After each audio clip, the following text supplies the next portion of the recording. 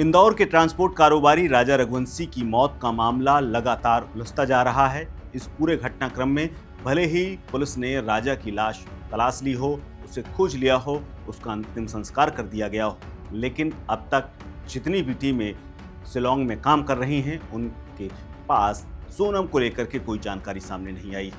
शादी से सिर्फ कुछ दिन बाद ही हनीमून पर गए राजा की लाश मिलने के बाद अभी भी सवाल खड़े हुए हैं कि आखिर उनकी पत्नी सोनम कहाँ है।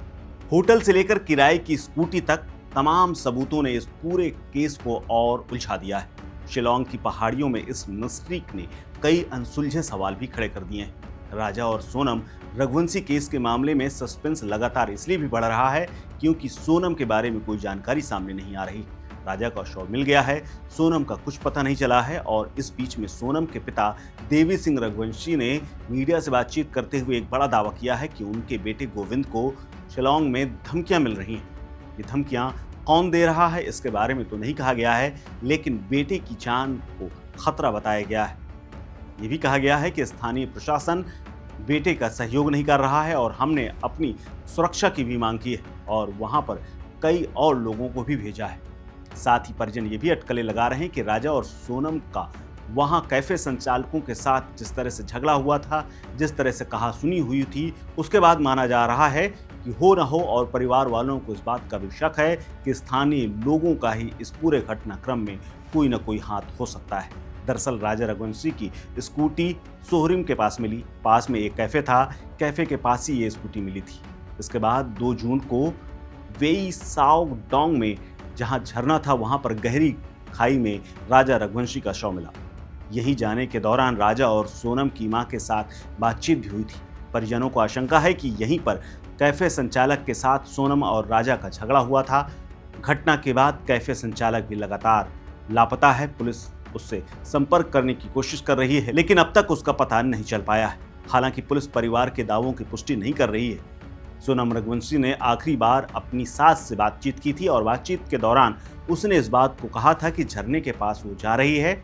उपवास की वजह से भी सास ने पूछा था कि क्या तुमने कुछ खाया है, तो उस ऑडियो में सोनम कहती हुई नजर आ रही कि यहाँ कुछ मिलता ही नहीं है। एक जगह पर लिया तो आधा गिलास दूध और 2 गिलास पानी ये लिया था। काफ़ी भी यहाँ पर काफ़ी ख़राब थी जिसको मैंने फेंक दिया। इसके बाद आशंका जताई जा रही कि इसी को लेकर के कैफे संचालक से उनका झगड़ा हुआ था। इस इलाके में तमाम स्थानीय अपराधियों और माफियाओं का भी बोलबाला रहता है।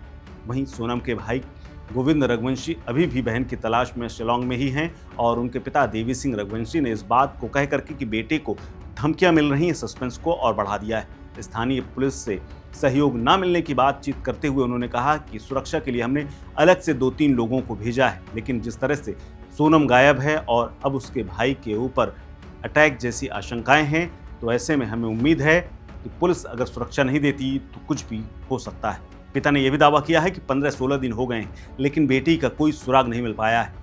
परिवार ने पीएम मोदी और अमित शाह से भी मदद की गुहार लगाई है, सुरक्षा की मांग की है और कहा है कि हमारी दोनों लोग मदद करें। आपको बता दें कि सोनम और राजा का लापता होना पहले एक हादसा माना जा रहा था। राजा का शव मिलने के बाद और उसमें जिस तरह से शव पर निशान थे, उसको देख करके माना जा रहा है कि यह पूरी तरह से हत्या थी।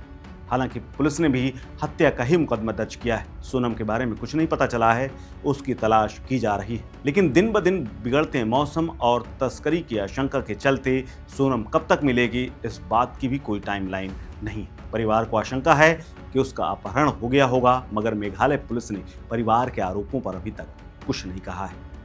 इस खबर में फिलहाल इतना ही। अपडेट्स के लिए बने रहिए वन इंडिया हिंदी के साथ। नमस्कार। Subscribe to One India and never miss an update. Download the One India app now.